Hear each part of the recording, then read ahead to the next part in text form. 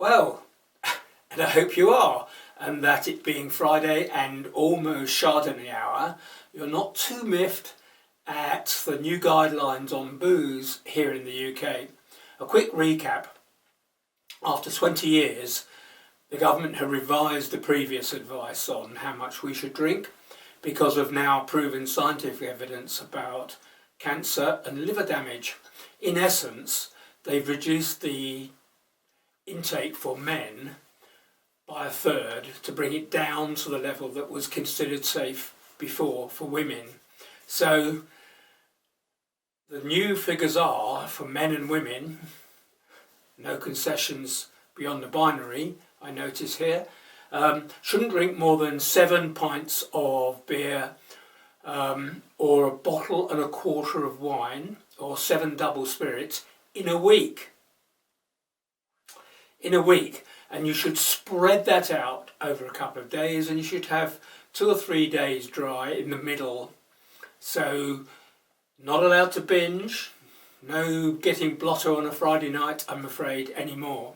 Now these are lower limits than any other country, but maybe they too in time will heed the research and come in line.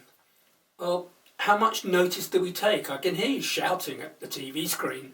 According to the expert group who drew these figures up, there's little evidence that any of the guidelines change health behaviours.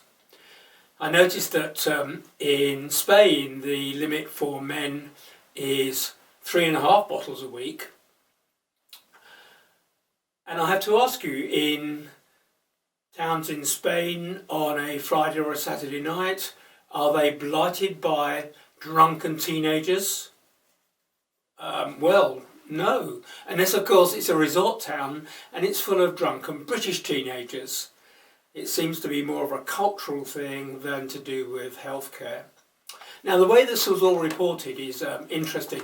The right-wing broadsheet, The Telegraph, emphasises the nanny state, but gives a sober account of the changes, as does its left-leaning doppelganger, The Guardian, although inside there's a column by a famous journalist taking the government to task about it, but it really is a hidden go at the health secretary, who currently is trying in the most underhand way to bamboozle doctors into taking a pay cut. Now the rest of the tabloids, with the exception of the Mirror, which is kind of a vaguely right-wing leaning, has such nonsense about immigration and stuff on the front page that I didn't bother to buy them. But the Mirror talks about drinking any booze raises the risk of cancer. So there's a range of responses, if you like.